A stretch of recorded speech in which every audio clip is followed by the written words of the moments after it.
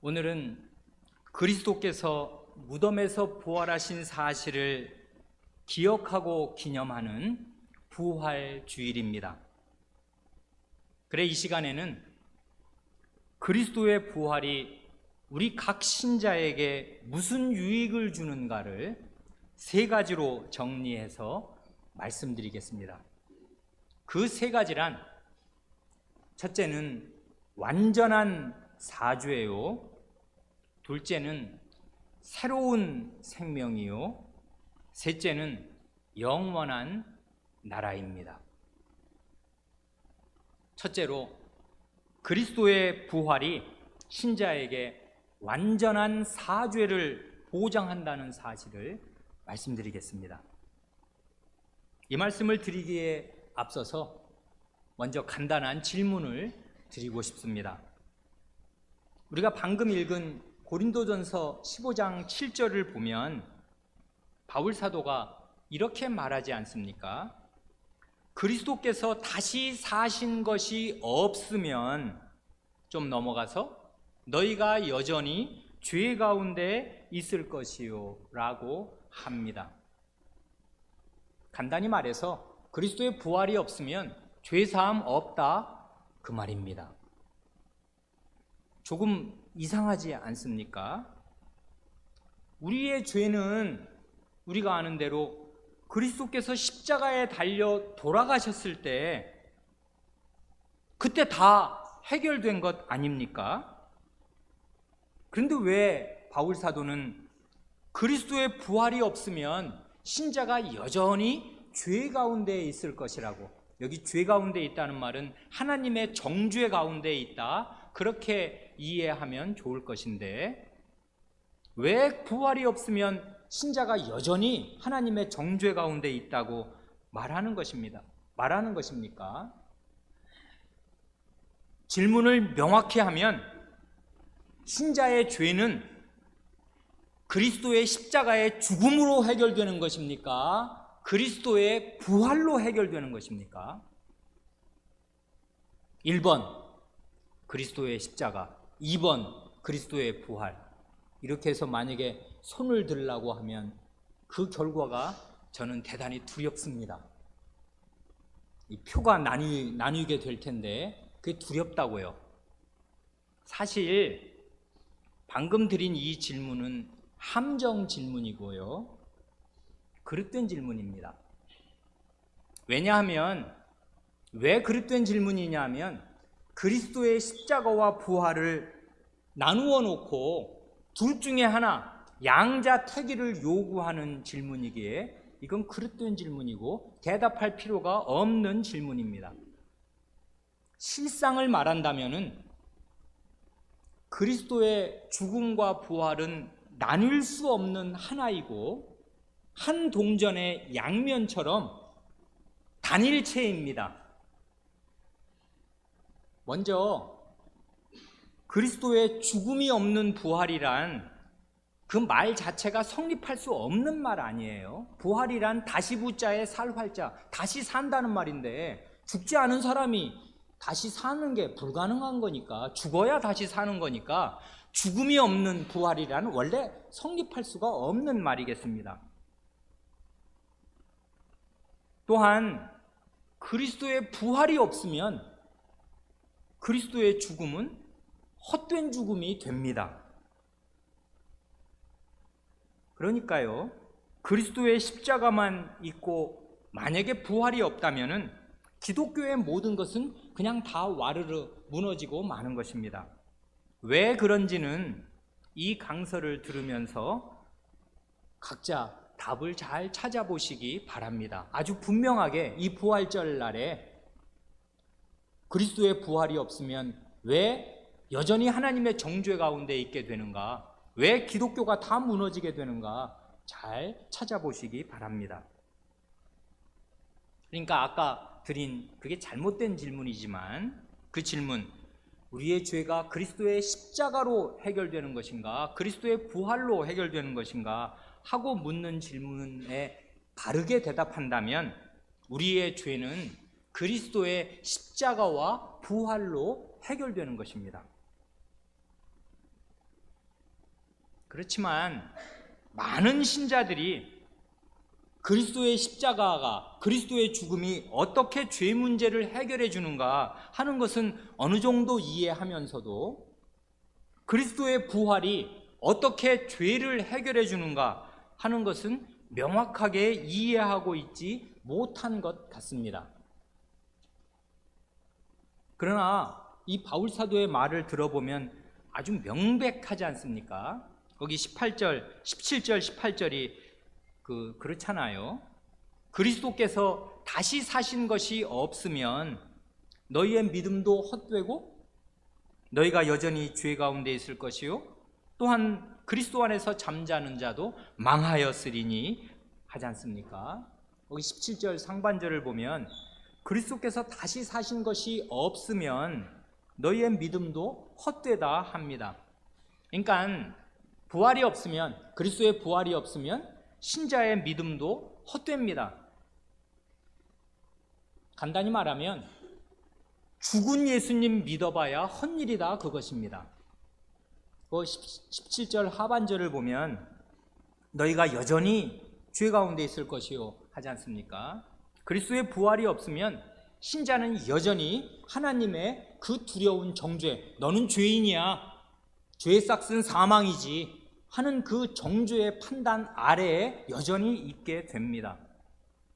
18절을 보면 그리스도 안에서 잠자는 자도 망하였을 것입니다. 그리스도의 부활이 없으면 이미 죽은 신자도 다 멸망하게 되는 것입니다. 그러니 살아있는 신자들은 이름만 신자일 뿐이지 믿음도 다 헛것이고 여전히 하나님의 정죄 아래에 있고 그렇게 예수 믿다가 죽으면 그대로 멸망하는 것이니 그리스도의 부활은 얼마나 중요한 것입니까? 그러면 다시 이제 우리의 그 근본적인 질문으로 돌아옵니다. 그리스도의 부활이 없으면 왜 죄사함이 없는 것입니까? 하나님께서 그 첫사람 우리의 아버지에게 선악을 알게 하는 나무의 실과는 먹지 말라, 내가 먹는 날에는 정녕 죽으리라 말씀하셨습니다. 그 말씀대로 되었습니다. 사람의 죽음은 이 하나님의 말씀, 하나님의 법을 지키지 않은 죄와 불순종의 결과로 오는 형벌이고 하나님의 말씀을 어긴 그 불법, 하나님의 말씀이 법이니까요. 죄는 불법입니다. 그 불법에 대한 하나님의 진노의 결과로 오는 것입니다. 그래 그 시체가 말이에요. 죽어서 시체가 되면 그 시체가 죄에 대한 하나님의 지극한 혐오와 진노를 너무나 적나라하게, 너무나 생생하게 보여주는 증거입니다. 끔찍하지 않습니까? 가장 사랑하는 아이라도요,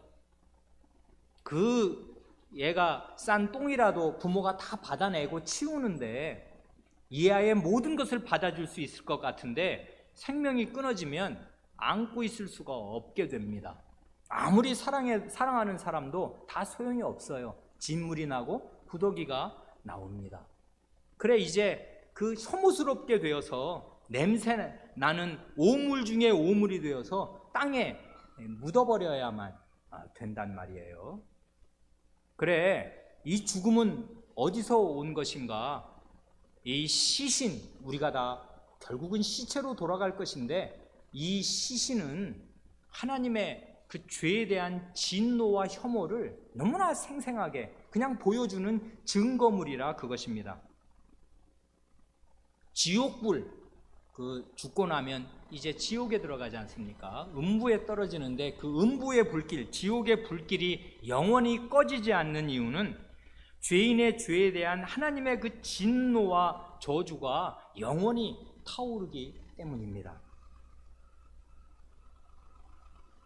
그러니까요, 그리스도께서 십자가에 달려 죽으셨는데 그때 죽으실 때 그리스도 자신의 죄 때문이 아니라 신자들의 죄를 자신의 것으로 대신 안고서 그래서 이제 모든 택하신 백성의 모든 죄를 떠안은 죄 덩어리고 하나님의 저주 덩어리가 되어서 그리스도께서 죽으셨는데, 죽으신 그리스도가 무덤에 그대로 계속 있다면은 그건 뭘 뜻하냐 하면 하나님의 진노와 저주가 계속 그 죄 덩어리이고 저주 덩어리인 그리스도에게 쏟아지고 있다는 증거입니다. 그게 아직 다 해결이 안 되니까 그리스도가 계속 하나님의 진노 아래에 있는 것입니다.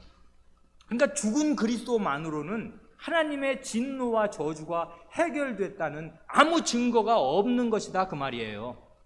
무덤에 있는 그리스도는 우리를 구원하지 못합니다. 여전히 그는 죄덩어리로 있는 것일 뿐이고 하나님의 그 두려운 진노의 얼굴이 그에게 쏟아지고 있을 뿐입니다. 그런데 택하신 백성의 모든 죄를 지고 죽으신 그분이 죽음이 아닌 영원한 생명으로 다시 일어났다면 그건 뭘 뜻하는 것입니까? 그가 지고 죽었던 그 죄가 완전히 하나님 앞에서 처리되었고 해결되었다는 증거입니다. 그게 증거가 아니라면, 그게 그렇지 않다 그러면 그분은 못 일어납니다. 그 죄가 해결되지 않는 한 그는 결단코 죽음에서 일어나지 못한다고요. 계속 진노 아래 있어야 돼요.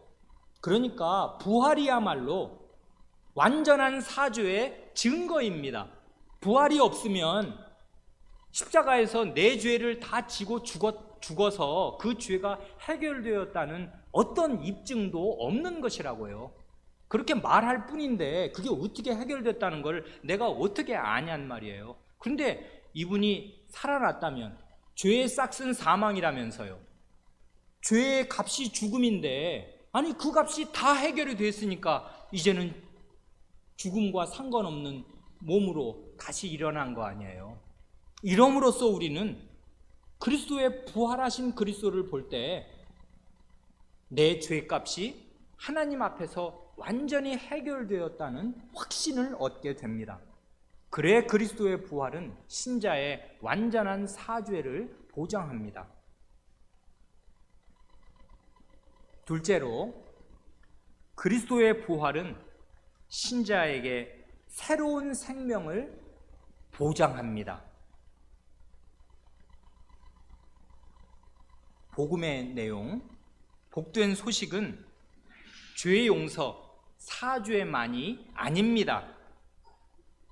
복음은 죄인에게 내 죄가 완전히 용서받을 길이 있다, 내 그 죄가 완전히 처리될 길이 있다 하고 가르쳐주는 것만이 아닙니다.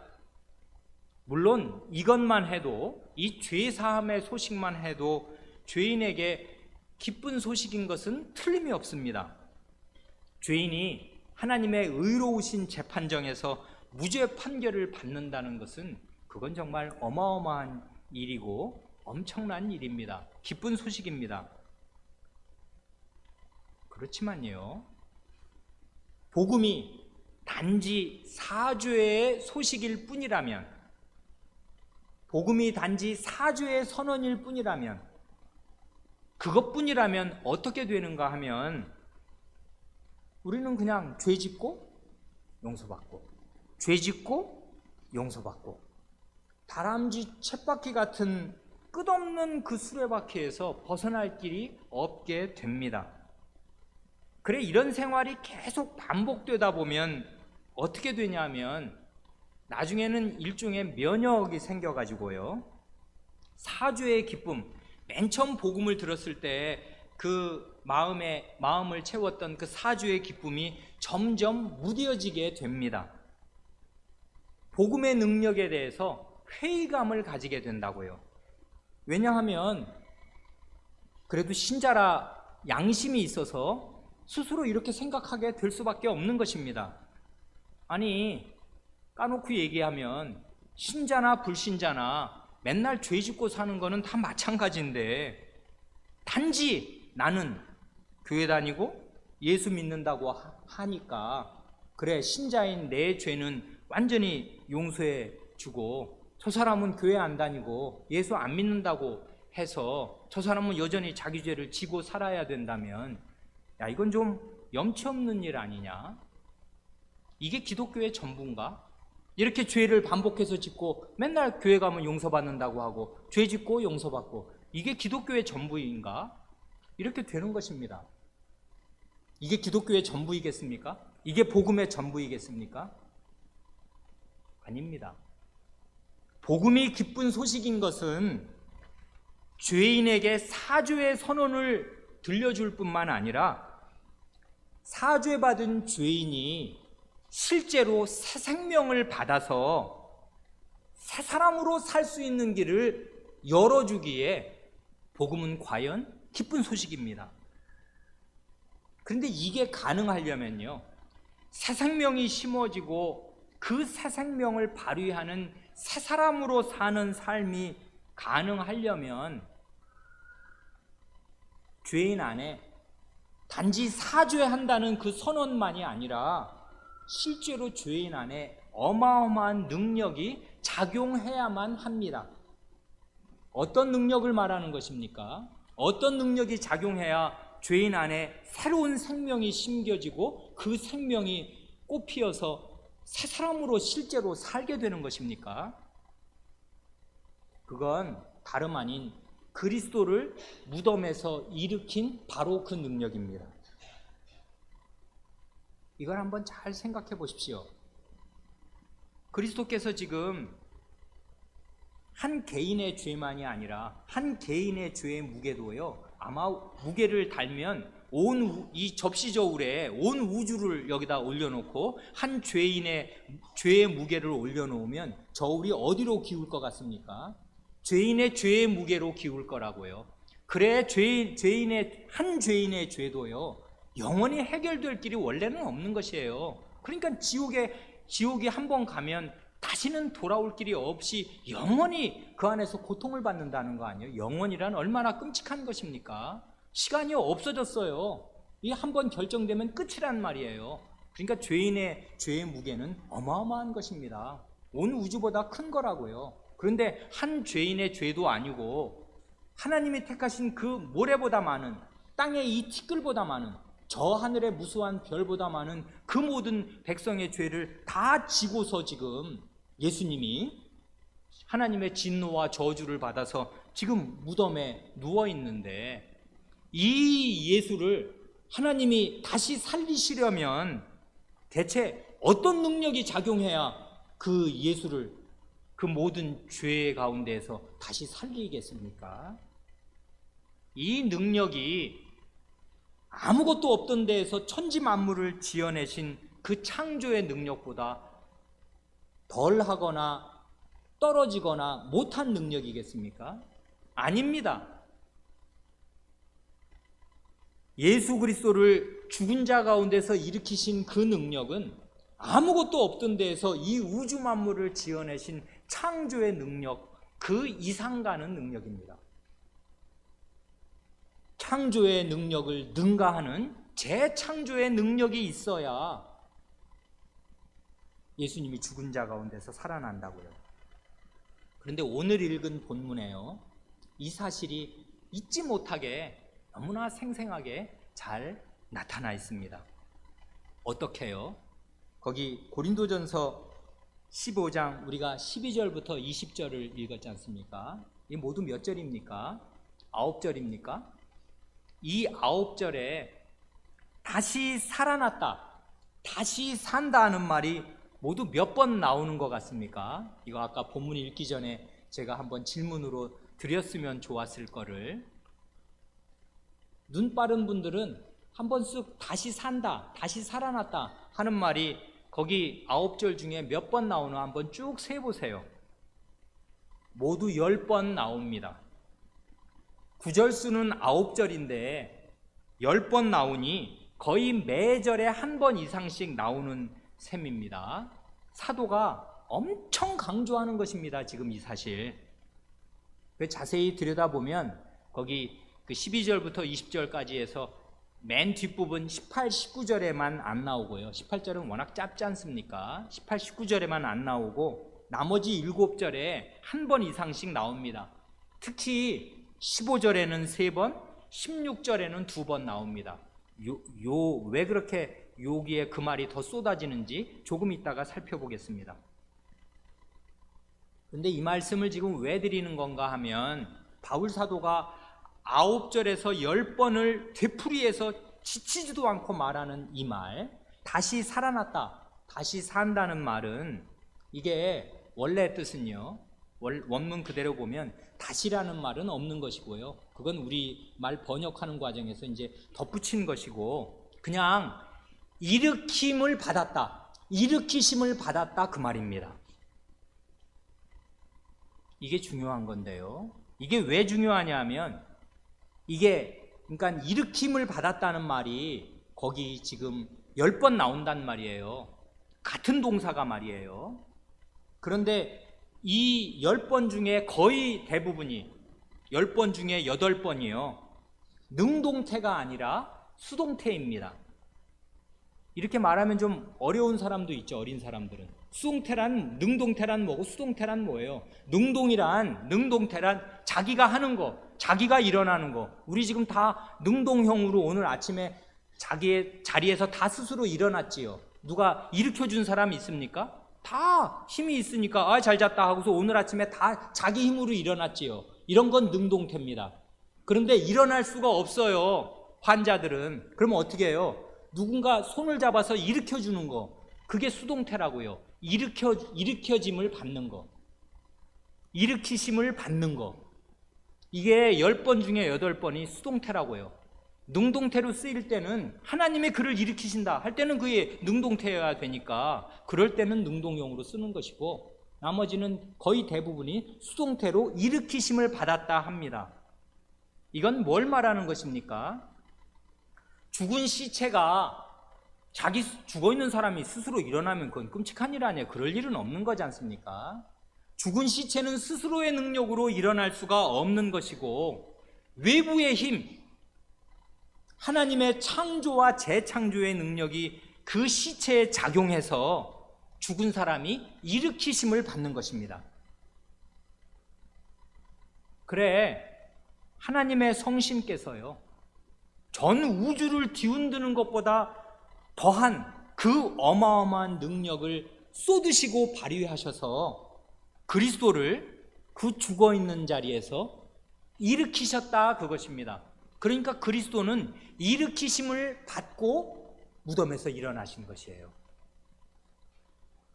이게 왜 은혜가 되어서 사도가 이 말을 왜 집요하게 10번이나 쓰냐 하면요, 원래 그리스도는 하나님의 아들이시고 죄 없이 죽으신 분이어서 나는 목숨을 버릴 권세도 있고 다시 취할 권세도 있다 하신 말씀대로 자기 스스로의 능력만으로도 그리스도는 스스로 일어날 수가 있는 분입니다. 그분은 유일하게 죽었지만 자기 죄가 없이 죽은 분이니까, 하나님의 말씀에 순종해서 죽은 분이니까 그분은 스스로 일어날 수 있습니다, 능동태로. 그러나 성경은 너무나 은혜롭게도 스스로 일어날 수 있는 그리스도도 일으키심을 받았다고 합니다. 그리스도도 수동형으로요, 수동태로 성신의 능력이 그 위에 작용을 해서 그리스도가 죄를 지고 죽은 상태로 계시다가 일으키심을 받은 것입니다. 이게 우리한테 대단히 중요하다고요. 왜요?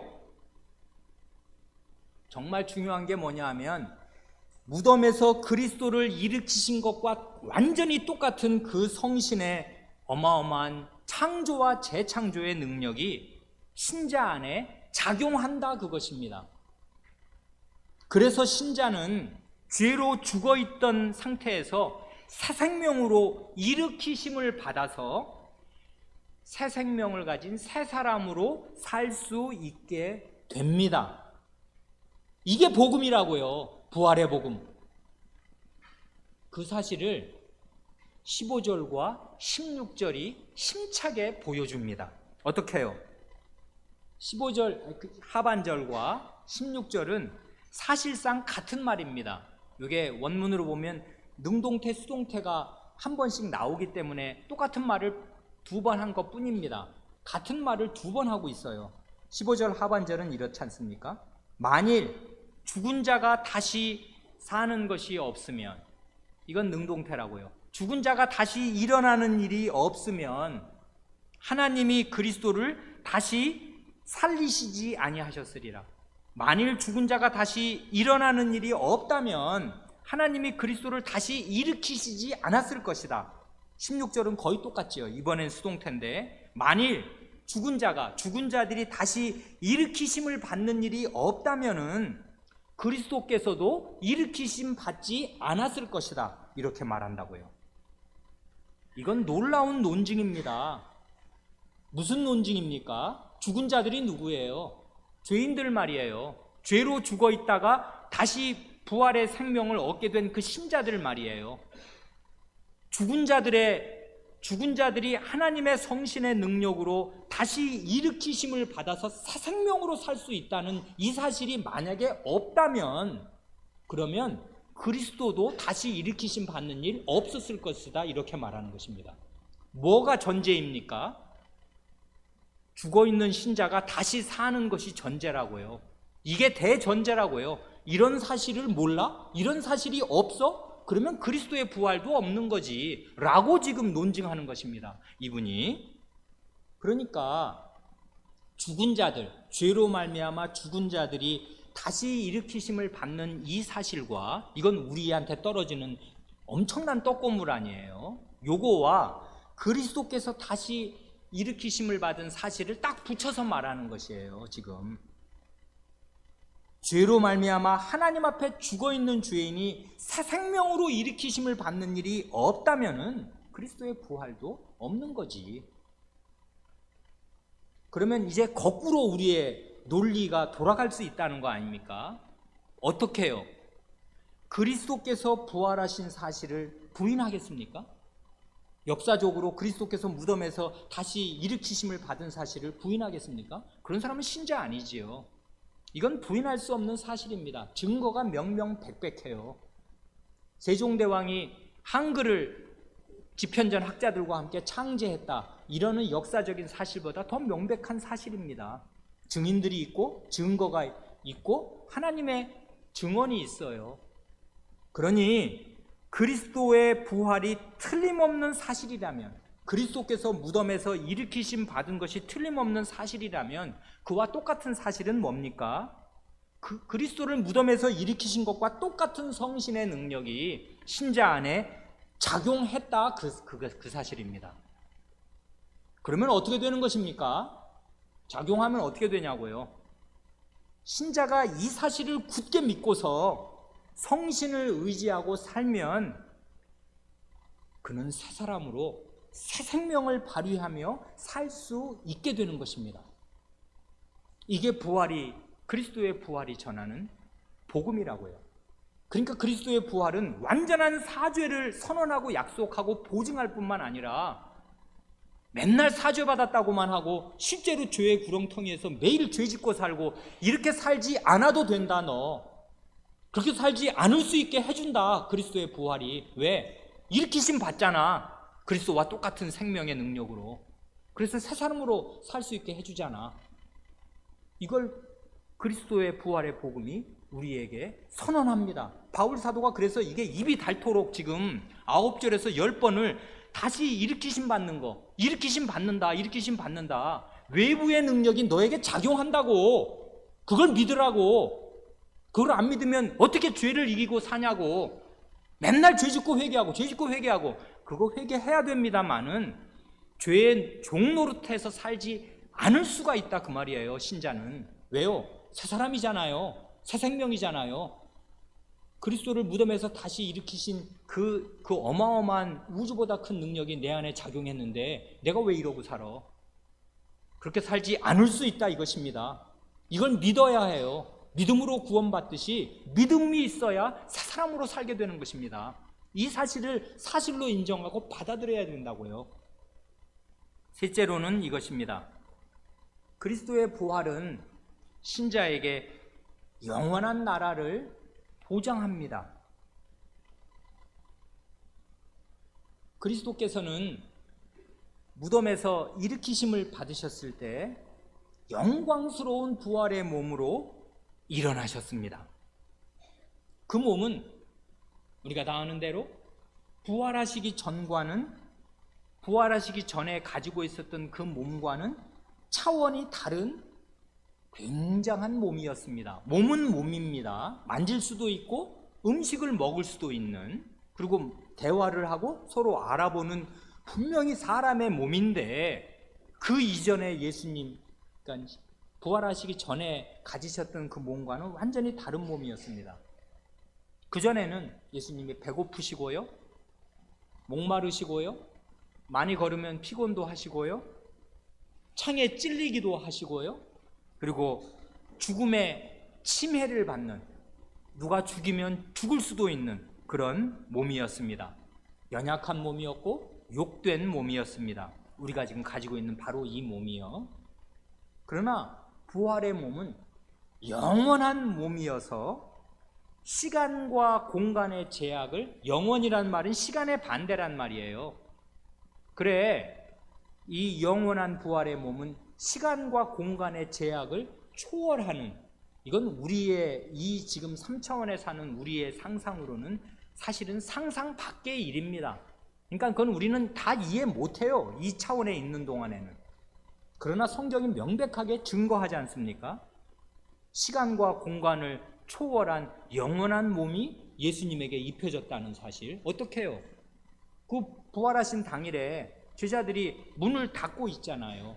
여러 문들을 꽁꽁꽁 닫고서 겁나잖아요. 지금 잡히면 우리도 죽을지도 모른다는 거 아닙니까?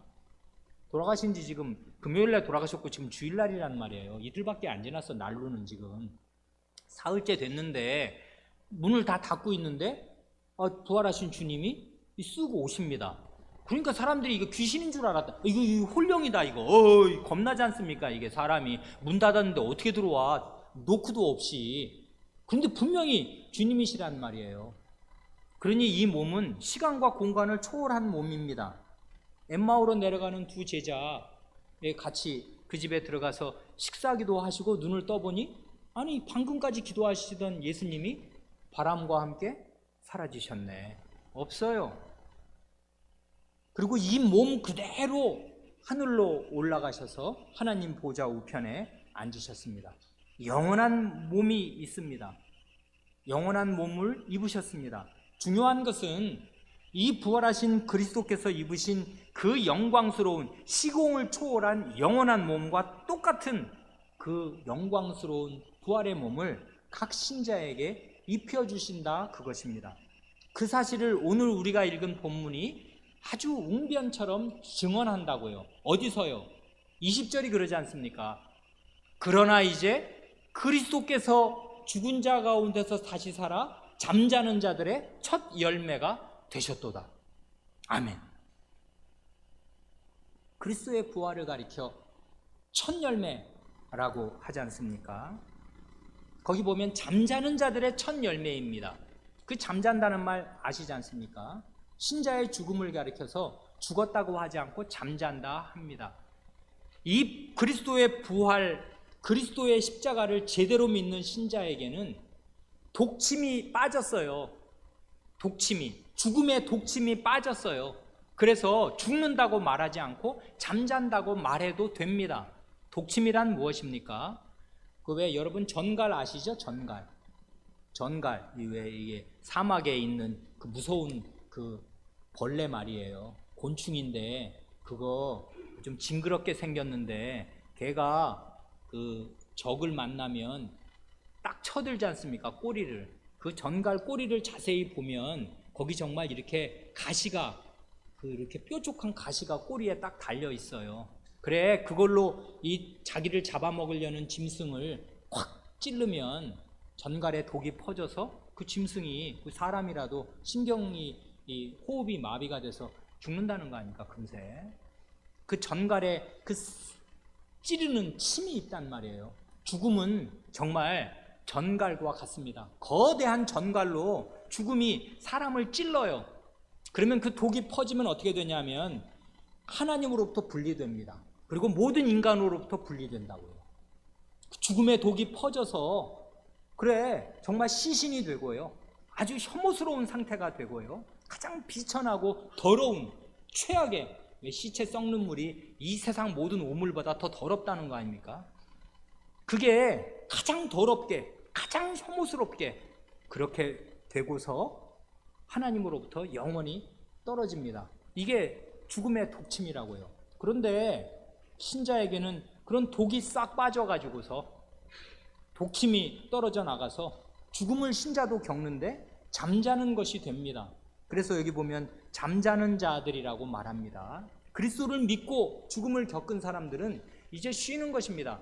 잠잘 때, 잠자러 침대에 들어갈 때 어린아이들은 왜 어릴 땐 좀 무서워하지 않습니까? 엄마 나 자기 싫을까? 나랑 같이 자, 나랑 같이 있어줘. 이렇게 어린애들은 그러는데 대여섯 살 지나고 초등학생 이상 되면은 잠자러 들어갈 때 무서워하는 어린이는 별로 없지 않습니까? 아유 졸려, 엄마 나 잘 거야. 이제 하품하면서 졸고 자다가 일어나면은 그 다음날 개운하게 일어날 수 있다는 거 초등학생도 다 압니다.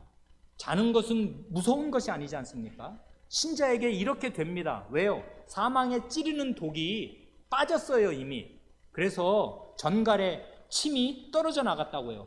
그래서 이제는 신자는 잠자는 자들이 됩니다. 그런데 그 죽어있는 신자들, 잠자는 자들의 첫 열매로서 그리스도께서 부활하셨다, 그것입니다. 이 말, 잠자는 자들의 첫 열매라는 말은 그리스도의 몸의 부활과 장차 있을 모든 신자들의 몸의 부활을 하나로 묶어주는 은혜로운 말씀 아닙니까? 첫 열매라는 말이 바로 그거지 않습니까? 그리스도의 부활은 정말 장구한 인류 역사에서 완전히 획시기적인, 시기를 그 앞과 뒤로 쩍 둘러 나누는 완전한 대사건입니다. 왜요? 그리스도의 부활로 말미암아서 그리스도께서 첫 열매로 부활하시는 그날부터 인류 역사는 추수기에 접어들었습니다. 추수가 시작되었습니다. 햇과 일, 첫 열매가 나왔다고요. 그러면 어떻게 되는 거예요? 첫 열매가 익었으니 이제 과수원의 나머지 모든 열매가 익는 것은 그야말로 시간 문제입니다.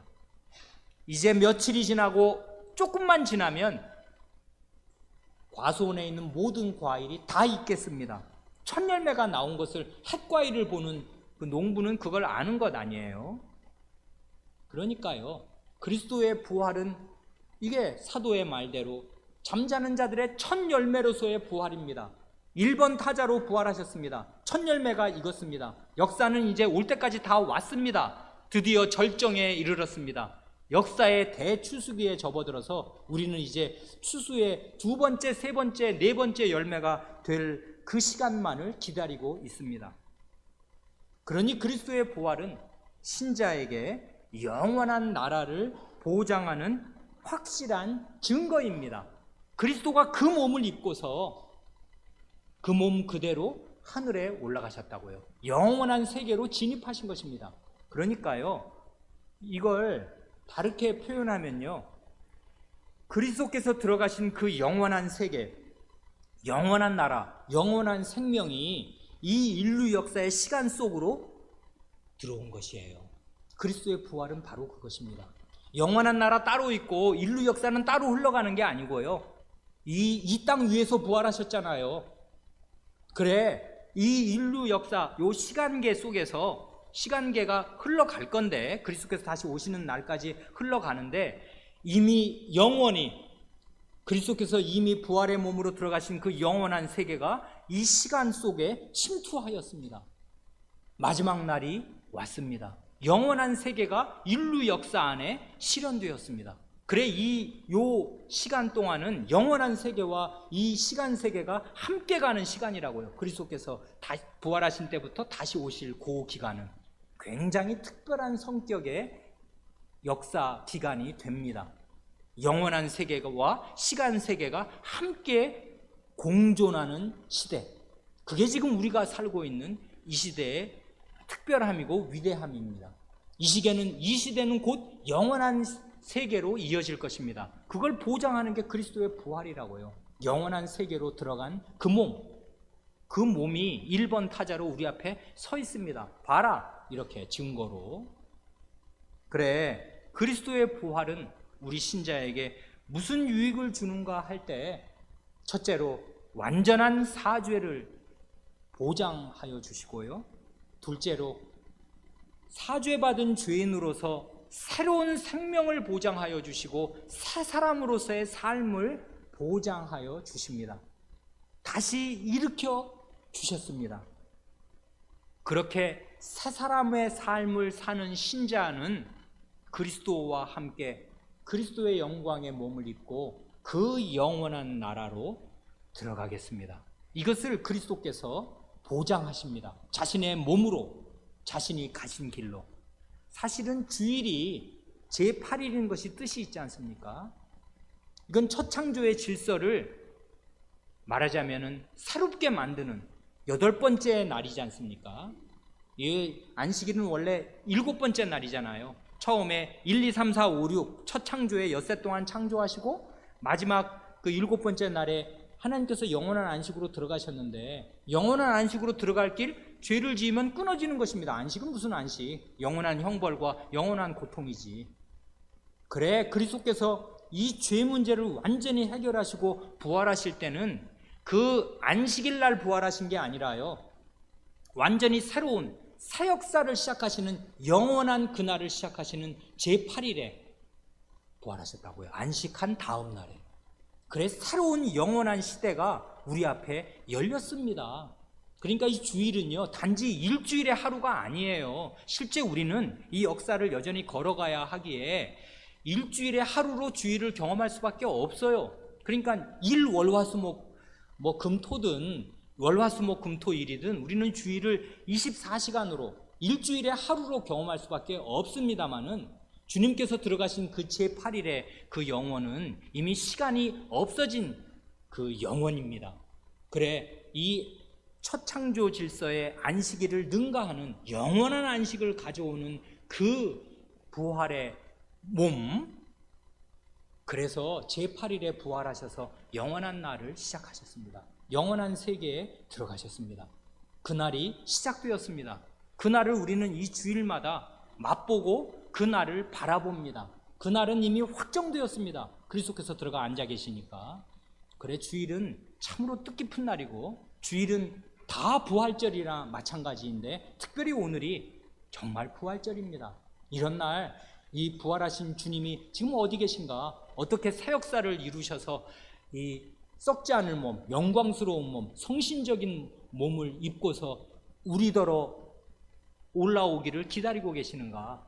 그걸 생각할 때, 부활의 은혜, 부활의 복음을 믿을 때 우리는 이 세상에 사는 동안도 영원을 마음에 품은 사람으로, 영생에 참여한 사람으로 살 수 있게 됩니다. 이것을 믿으시고 새 생명으로, 새 사람으로 사시기 바랍니다. 그러는 분들에게는 영원한 안식과 영원한 생명이 열릴 것입니다. 기도하겠습니다.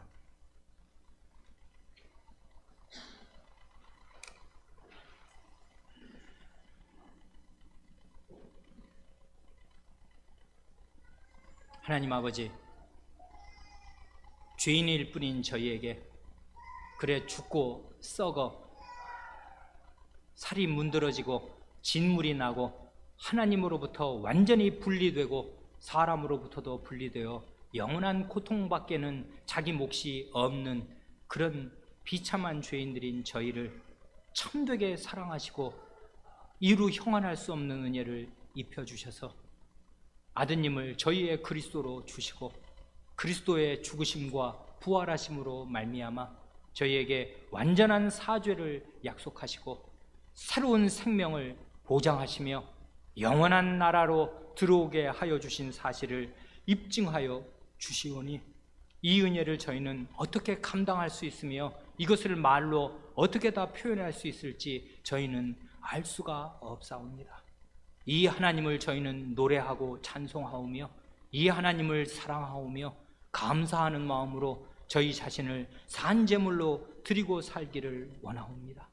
이런데도 저희가 죄된 저희 자신을 의지하고 저희 자신을 나타내려 한다든지 죄된 저희를 여전히 끼고서 여전히 죄를 짓고 산다면 그것이 부활하신 그리스도께 무엇이 되겠사옵니까? 저희가 어떤 사람이 된 것을 깊이 생각할 줄 알게 하시고 이 부활절 날에 저희에게 심어진 새로운 생명이 약동하게 하셔서 하나님의 말씀을 믿음으로 새로운 삶, 새 생명의 삶을 살 수 있게 하여 주시옵소서. 우리 구주 예수님의 이름으로 기도하옵니다. 아멘.